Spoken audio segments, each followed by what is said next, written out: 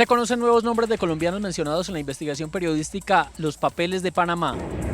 Los documentos que confirman los vínculos de la cuñada y el concuñado del exalcalde Gustavo Petro con el escándalo de los papeles de Panamá. Abogado tributario dice que en Colombia no hay restricciones para invertir dineros en otros países. Desde Guatemala, el presidente Santos advirtió que la lucha en contra de la evasión tributaria y la corrupción la deben dar todos los países. Tras el escándalo de los papeles de Panamá, el gobierno de ese país defiende la transparencia en la información que ha entregado. La firma Mossack Fonseca advierte que no ha hecho nada ilegal.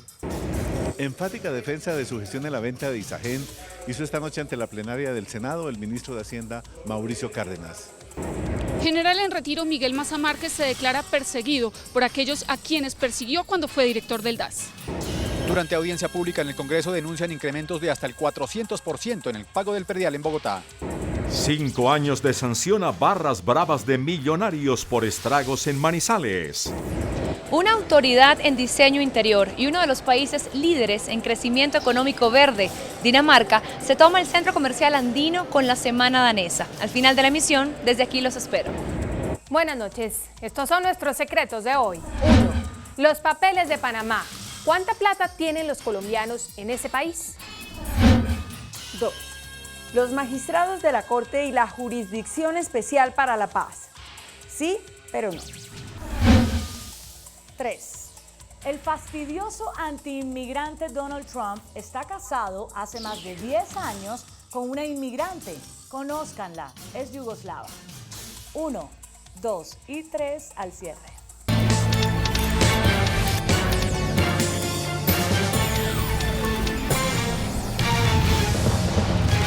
Buenas noches. Crece el escándalo por la investigación periodística de los llamados papeles de Panamá, una de las indagaciones financieras más importantes de las últimas décadas, que da cuenta de cómo empresarios y numerosas firmas de todo el mundo llevaron sus fortunas a Panamá para invertirlas luego en paraísos fiscales utilizando los servicios de la firma Mossack Fonseca. Esta noche se conocieron los nombres de más colombianos incluidos en esta investigación. Aparece el presidente del Consejo, Roberto Inestrosa, una fiduciaria y una firma especializada en envío de paquetes. Parte de la información financiera mejor guardada del mundo fue obtenida por un grupo de hackers que la remitió a uno de los periódicos alemanes de mayor prestigio. Ante la dificultad para procesar 11.5 millones de documentos, el periódico decidió compartir la información con el Consorcio Internacional de Periodistas de Investigación, con más de 600 reporteros asociados en el mundo. En Colombia, la organización Conectas hizo una evaluación de las comunicaciones entre personas y firmas nacionales con el bufete de abogados experto en tributación Mossack Fonseca de Panamá. Evidencia que la participación de estas empresas no es solamente en función de asesorar en la creación de las empresas, sino que también prestan unas asesorías que van más allá de lo que es el rumbo normal de un acompañamiento tributario. El periodista que lideró la revisión de los documentos de Colombia advirtió sobre las posibles intenciones de los empresarios. Algunos empresarios que aceptan las fórmulas para quitar su patrimonio en Colombia. Hay empresarios que utilizan la constitución de estas empresas para no figurar en licitaciones públicas. Hay empresarios que utilizan estas empresas para entrar dineros del exterior o para manejar utilidades en el exterior. Entonces hay múltiples variables que podrían ser indicios de que hay un tema tributario fuerte de fondo, ¿sí? Pero pues también hay otras razones por las cuales tener empresas en este tipo de lugares. Hay facilidades cambiarias. En este edificio, en el sector de la calle 93 en Bogotá, funciona la firma Mossack Fonseca, a donde asistieron unas 850 personas o empresas colombianas en busca de asesoría para colocar sus inversiones en Panamá. Las leyes colombianas permiten la creación de empresas offshore, es decir, fuera del territorio y del alcance de las autoridades. Sin embargo, en los Panama Papers ya se pueden ver extractos de las comunicaciones privadas de Mossack Fonseca hablando de empresas colombianas. Esta noche se conocieron los nombres de Roberto Inestrosa, presidente del Consejo de Bogotá, Alfredo Ramos Maya, senador del Centro Democrático e hijo del excongresista Luis Alfredo Ramos, también el de Miguel Silva Pinzón, el de Leo Eisenbeck, propietario de la firma Fedco, y el de la petrolera Discovery Energy Servicios. señala contactos con funcionarios de Alianza Fiduciaria, supuestamente para programar 2 operaciones de refacturación. Igualmente menciona a Servientrega, que tendría una intención supuestamente de iniciar operaciones de refacturación. El exdirector de la DIAN, Horacio Ayala, hizo un nuevo llamado al gobierno de Panamá para que empiece a compartir la información tributaria que Colombia le ha venido solicitando. Pues es muy difícil porque cuando intentaron incluirlo como un paraíso fiscal en la lista, que duró una semana porque tuvieron que echar para atrás, se encontraron con una situación que afecta la inversión de Colombia en Panamá, porque Colombia sí tiene una inversión en Panamá, tiene una inversión de empresarios que están haciendo allá están desarrollando actividades totalmente lícitas, pero además nosotros le vendemos muchos servicios a Panamá. Las negociaciones del acuerdo de información tributaria con Panamá están en un punto muerto. CMI conoció los documentos que confirman los vínculos del concuñado del exalcalde Gustavo Petro, Carlos Gutiérrez Roballo, y de su esposa, María Teresa Alcocer, en el escándalo de los papeles de Panamá. Entre los 11.5 millones de documentos revelados de la firma de abogados Messac Fonseca en el capítulo de Colombia, se destacan los nombres de Carlos Gutiérrez Roballo, concuñado del exalcalde de Bogotá, Gustavo Petro, y su esposa, María Teresa Alcocer, cuñada de Petro, los cuales aparecen como propietarios de Trenaco Colombia y empresas offshore asociadas. Son 2 los documentos publicados en donde Gutiérrez hace la apertura de una cuenta en el banco UBS de Ginebra y otro en el que se comprueba que él, su esposa María Teresa y otros accionistas son los propietarios de la empresa Trenaco Colombia. Entre 2007 y 2014, Gutiérrez Roballo creó una red de 12 sociedades offshore y 3 fundaciones en Panamá y las Islas Vírgenes Británicas, gestionadas por su firma Trenaco Colombia. Roballo era propietario de al menos 11 de las sociedades y de una fundación. Sin embargo, gestionaba toda la red con su esposa, quien figura como copropietaria de una sociedad y principal beneficiaria de una de las fundaciones. Entre los documentos revelados por el consorcio de periodistas se relacionan a otros 850 colombianos, los cuales aún no han sido totalmente identificados.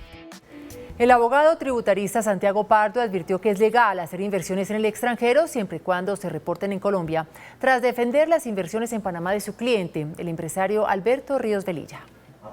El abogado tributarista señaló que en Colombia no hay restricciones para invertir en el extranjero, incluso utilizando otros países como puente. Es perfectamente válido utilizar estructuras internacionales para efectos de hacer negocios. Es perfectamente posible utilizar sociedades, por ejemplo, panameños, para abrir cuentas en el exterior. En el caso de su cliente, el empresario Alberto Ríos, quien fue mencionado en los papeles de Panamá, dijo que sus inversiones en el extranjero son legales. La totalidad de la inversión que él tiene en una sociedad que se llama Canopy se encuentra declarada, es decir, hace parte de su declaración tributaria. Finalmente aseguró que el origen de los dineros invertidos también es legal. El presidente de Alianza Fiduciaria, Luis Fernando Guzmán, negó que la compañía tenga inversiones en Panamá a través de la firma de abogados Mossack Fonseca.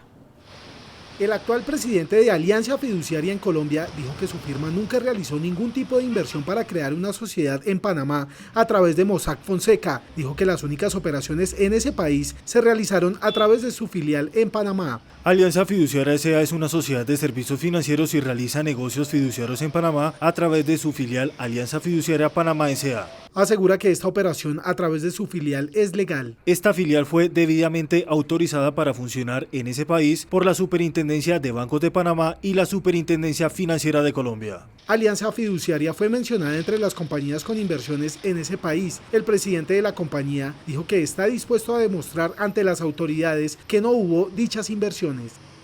El presidente Juan Carlos Varela garantizó que habrá transparencia en cualquier investigación que se derive del escándalo llamado Papeles de Panamá. Por su parte, la firma de abogados implicada señaló que no ha hecho nada ilegal. El presidente de Panamá, Juan Carlos Varela, dijo hoy que su gobierno asume como un reto la filtración masiva de papeles de la firma de abogados panameña Mossack Fonseca. Le damos la bienvenida a cualquier publicación o a cualquier investigación que proteja los sistemas financieros de Panamá y en el mundo. Por su parte, el propietario y cofundador de la firma de abogados aseguró que el papel de su compañía está limitado a brindar asesorías jurídicas a empresas en el mundo, lo cual no es ilegal. Nosotros no participamos en las actividades de la empresa ni tenemos ninguna responsabilidad a lo que la empresa se dedica. Mientras tanto, desde Colombia, el ex superintendente de sociedades, Luis Guillermo Vélez, se sumó a las voces que piden al gobierno panameño que se apresure a la firma del Tratado de Intercambio de Información Financiera. Colombia, que es su vecino, la pidió a Panamá. Vea, Panamá, firmemos este acuerdo de intercambio de información, igual que firmó con Estados Unidos, nada diferente a eso, y con el que ha firmado con 30 países más, y no ha querido hacerlo. El presidente Juan Manuel Santos, junto con su homólogo de Guatemala, Jimmy Morales, rechazó los presuntos casos de evasión fiscal que se conocieron en la investigación de los denominados Panama Papers y señaló que estos casos deben servir para unificar la región contra este tipo de delitos. Durante su encuentro con el presidente de Guatemala, Jimmy Morales, el mandatario colombiano y su homólogo también se refirieron al escándalo de capitales en paraísos fiscales en Panamá que involucra a personalidades del mundo. Es una lucha que todos tenemos que dar contra la evasión de impuestos, contra el lavado de activos, contra el crimen organizado. Y las instrucciones han sido giradas desde el principio: cero tolerancia a la corrupción. El presidente de la Cámara Colombo Panameña, Eduardo Cristo, dijo que se debe definir pronto un acuerdo de información financiera entre Colombia y Panamá para acabar con la incertidumbre que tienen los empresarios para invertir en el vecino país. Actualmente son más de 270 empresas colombianas con inversiones en Panamá que esperan claridad en temas como el intercambio de información financiera, según la Cámara Colombo Panameña. En el sentido de que iba a suceder y que si Panamá iba o no iba a aceptar ese tema del paraíso fiscal. Sin embargo, vemos también que en este momento nos encontramos en el limbo. Urgen a los gobiernos de ambos países para que no se afecten las inversiones. Es urgente ese mecanismo de intercambio de información financiera, pero además es sorprendente que llevamos 18 meses escuchando al gobierno nacional que va a haber una negociación con Panamá. Estiman que empresas colombianas de los sectores de construcción, alimentos y financiero son las de mayor presencia en Panamá.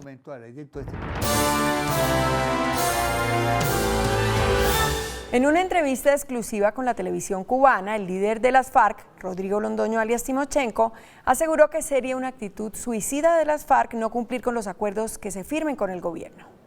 Previo al inicio de un nuevo ciclo de negociaciones con el gobierno, alias Timochenko rechazó que las FARC se nieguen a entregar las armas. A nosotros nos parece una falacia esa matriz que se ha tratado de imponer de que es que nosotros estamos dándole vueltas y vueltas a la dejación de las armas, que no hemos mostrado disposición real de dejar las armas y que de pronto nuestro interés es hacer política con las armas en la mano. Pues eso es una verdadera mentira. Timochenko también aclaró que esa guerrilla es consciente de la importancia de cumplir los acuerdos. Seríamos suicidas y nosotros no tenemos vocación de suicidas. Sería un suicidio político firmar un acuerdo y no cumplir lo que allí se pactó.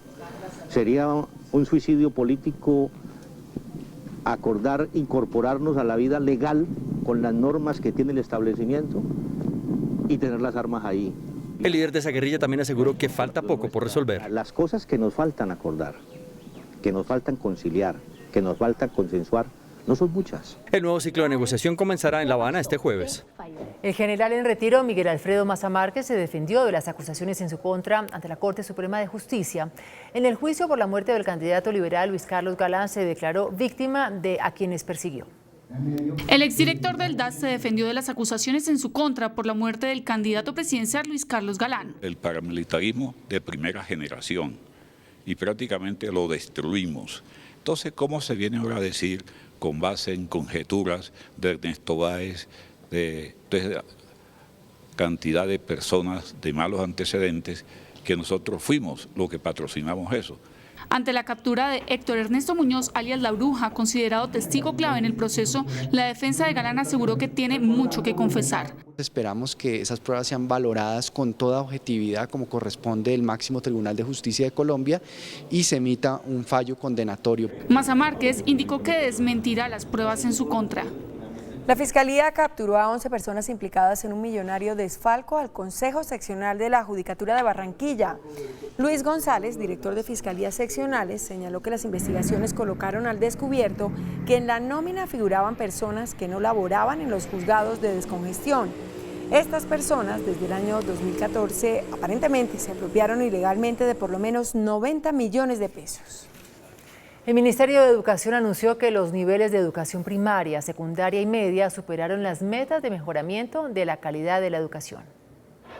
En los 3 niveles educativos hubo un repunte entre el 2015 y 2016 según el presidente Santos. En primaria el año pasado el índice fue de 5,7. Para el 2016 la meta de este indicador era de 5,24, la cual fue superada con 5,42. En cuanto a secundaria, en el 2015 fue de 4,93. Se trazó una meta de 5,12 y en el 2016 se logró un 5,27. La educación media tuvo un índice de 5,56 en el 2015. Para el 2016 se estableció una meta de 5,86 que fue superada con 5,89. De acuerdo con el presidente Santos, la meta propuesta inicialmente para el 2017 en primaria ya fue superada. La alcaldía de Bogotá anunció que la compra de predios para construir la primera línea del metro se iniciará en el segundo semestre de este año y que las estaciones serán construidas mediante asociaciones público-privadas.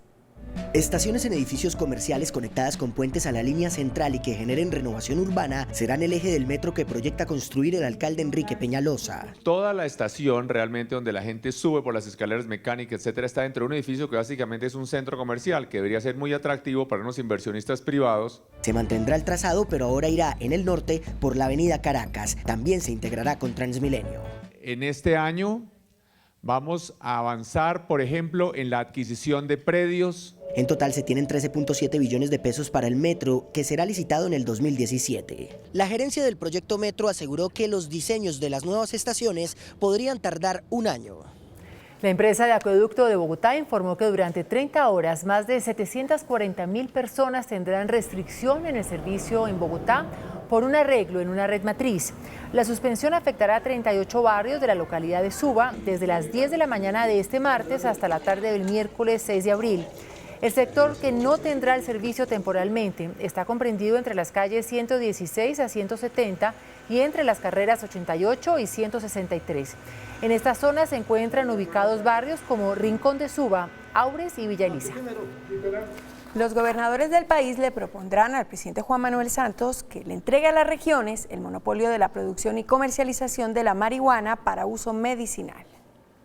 La propuesta fue liderada por el gobernador de Antioquia, quien junto a otros mandatarios buscará que el gobierno les entregue la producción y comercialización de la marihuana medicinal. En esto tenemos que quitarnos el velo. Yo he propuesto que el gobierno nacional estudie la posibilidad de que los fármacos de marihuana medicinal sean producidos por los departamentos y que ese dinero se destine también a deporte, a salud y a educación.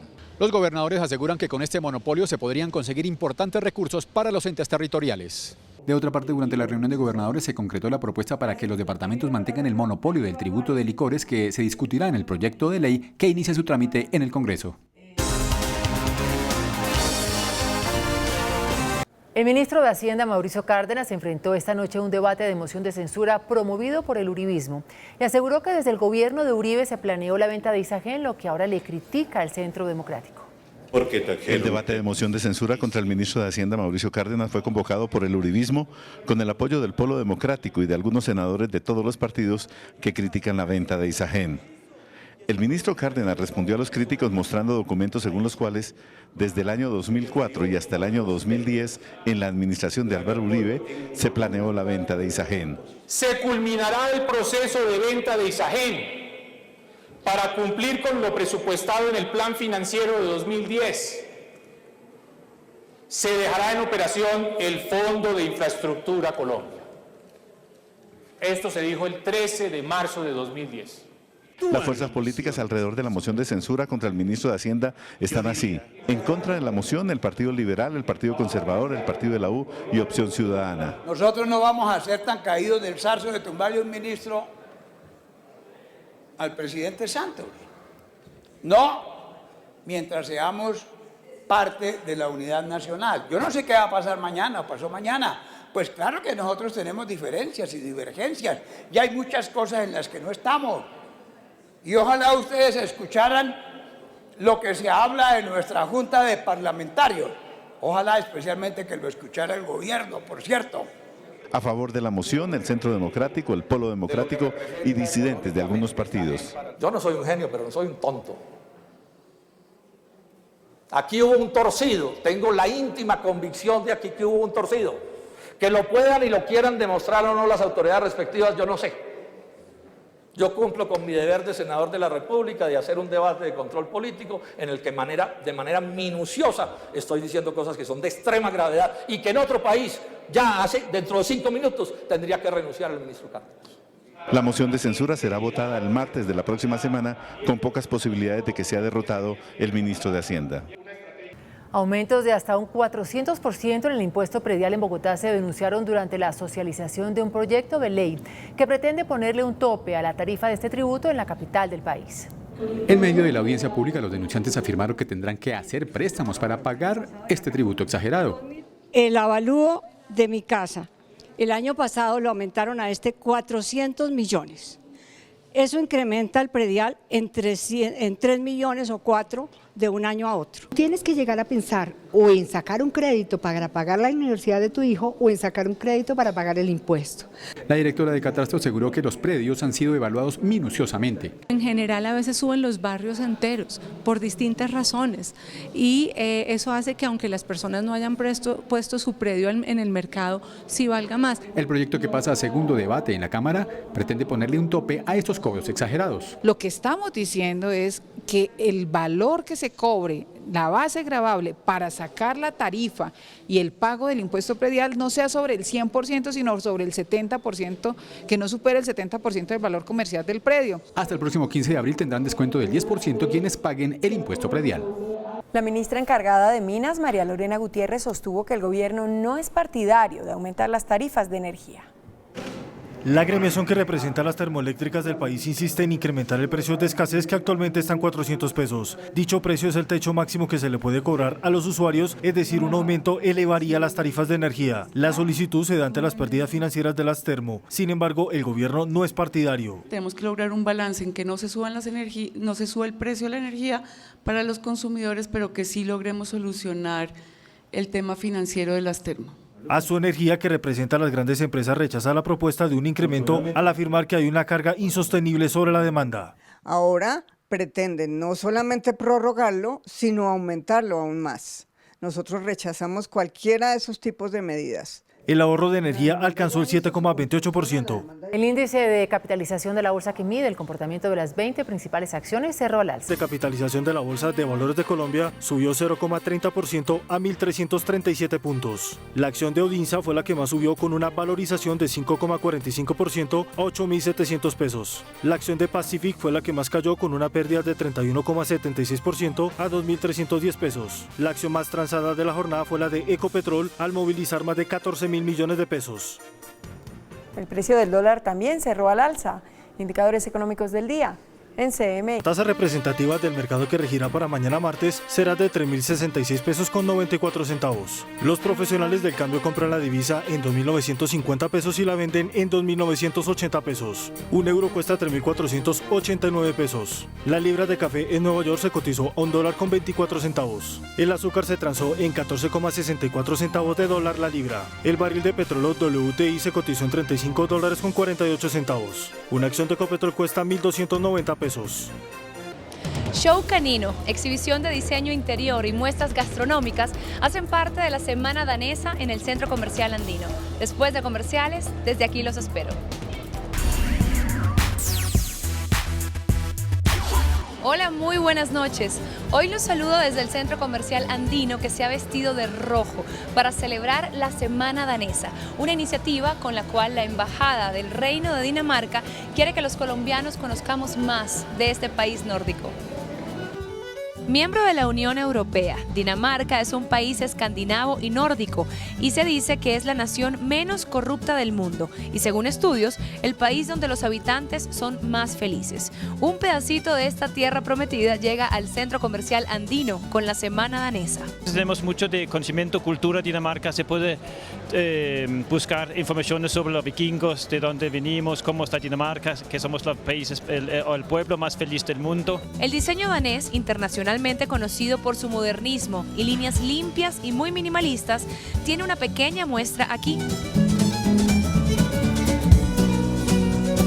Con un show canino diario, productos daneses diseñados para perros son exhibidos, juguetes para estimular a nuestros mejores amigos.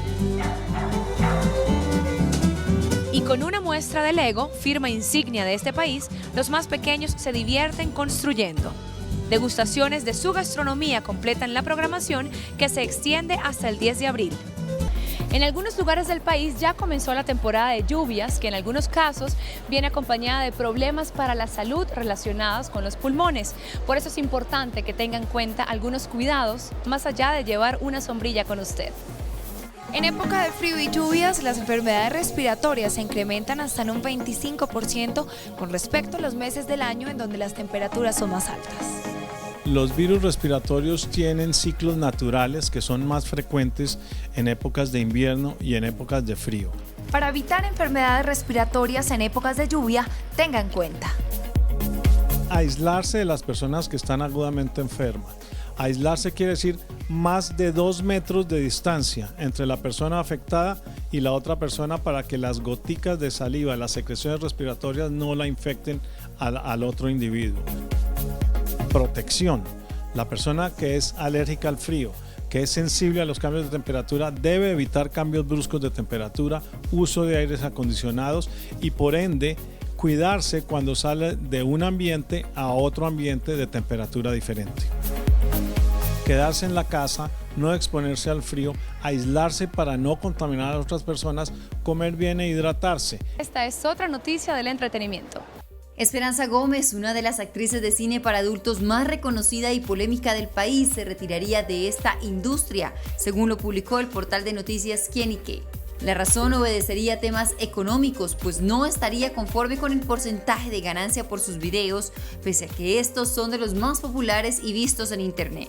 Al parecer, por esta razón, Esperanza llevaría 2 años retirada de este tipo de producciones. Otro de los argumentos apunta a que quiere incursionar como productora o directora del cine para adultos, el mismo que la lanzó a la fama. De otro lado, la revista Semana atribuye el supuesto retiro de Gómez a actividades relacionadas con su oficio y el mundo digital, exactamente como bloguera de temas sexuales, faceta que comenzó hace algunas semanas con el lanzamiento de su página web vivaesperanza.com. Hasta el momento, Esperanza Gómez no ha dado declaraciones que confirmen o desmientan la noticia. Hasta aquí las noticias del entretenimiento. Me despido desde el Centro Comercial Andino, que hoy inició su semana danesa hasta el 10 de abril. Que tengan una muy feliz noche. Nosotros nos vemos mañana. Chao. Después de la pausa, nuestros secretos de hoy. 1. Los papeles de Panamá. ¿Cuánta plata tienen los colombianos en ese país? 2. Los magistrados de la Corte y la Jurisdicción Especial para la Paz. Sí, pero no. 3. El fastidioso antiinmigrante Donald Trump está casado hace más de 10 años con una inmigrante. Conózcanla, es yugoslava. 1, 2 y 3 después de comerciales. Estos son nuestros secretos de hoy. 1. ¿Cuánta plata tienen los colombianos en el exterior a propósito del escándalo de los llamados papeles de Panamá? La filtración de los archivos de la firma de abogados panameña Mossack Fonseca, en los que se detalla la forma como ese bufet ayudó a miles de empresas y de particulares a crear compañías en Panamá para ocultar ingresos, origina la pregunta que hoy se hace todo el país. Para que se hagan una idea, vean las cifras que están en manos del Banco de la República y de la DIAN y que corresponden a bienes y dineros que ya fueron declarados en Colombia por cientos de connacionales que residen dentro y fuera del país. En Estados Unidos, los colombianos tienen 31.103.000 millones de pesos, unos 10.333 millones de dólares. En Panamá, tienen 30.643.000 millones de pesos, 10.214 millones de dólares aproximadamente. Y en España poseen 13 billones de pesos, cerca de 4.333 millones de dólares. En total, y según cifras oficiales, los colombianos tienen en el exterior la no despreciable suma de 135 billones 945 mil millones de pesos. Si eso es lo que se ha declarado oficialmente, ¿se imaginan cuánto vale lo que no está declarado? 2. Los magistrados de la Corte Suprema de Justicia lo han dicho en todos los tonos. Respaldan el proceso de paz. Sin embargo, inquietudes de hondo calado sobre cómo funcionará la Jurisdicción para la Paz rondan en la sala penal. Por eso los magistrados han resuelto adelantar una serie de contactos con todos los sectores para darles a conocer las inquietudes que tienen y saber si son compartidas. Los alarma que la Corte Suprema deje de ser la corte de cierre para los procesos penales contra aforados y que por la vía de la revisión, la Jurisdicción para la Paz tumbe los fallos de parapolítica, la bandera más alta que tiene la sala penal.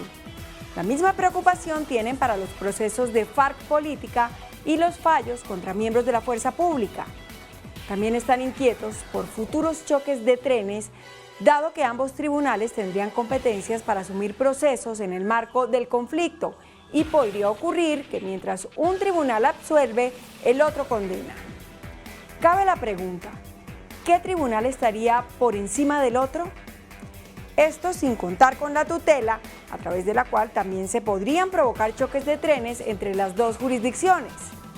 Es por eso que los magistrados comenzarán a reunirse con representantes del gobierno, de los partidos políticos y, de ser posible, hasta con las mismas FARC. 3. Hay 3 tipos de mujer. La primera es la que de verdad ama a su marido y se niega a firmar el acuerdo prematrimonial por principios. Muy loable, pero no la quiero.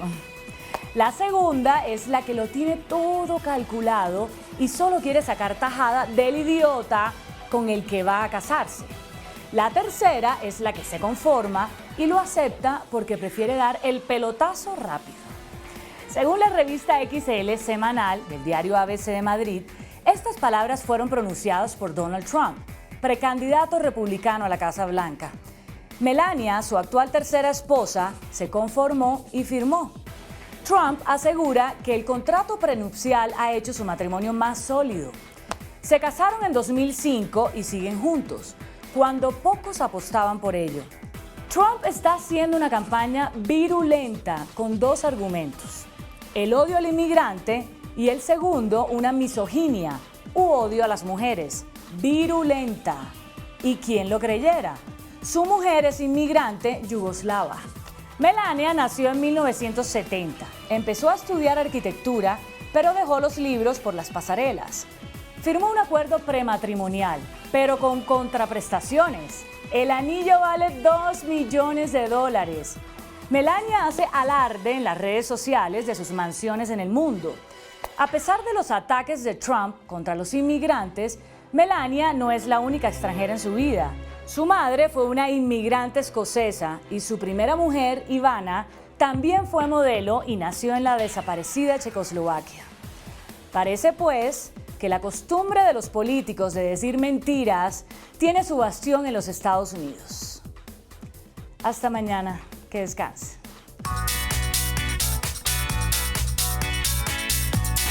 Después de la entrevista en Pregunta Yamid con el ex superintendente de sociedades Luis Guillermo Vélez, ¿usted cree que hay muchos colombianos con cuentas en Panamá sin declarar que no pagan impuestos?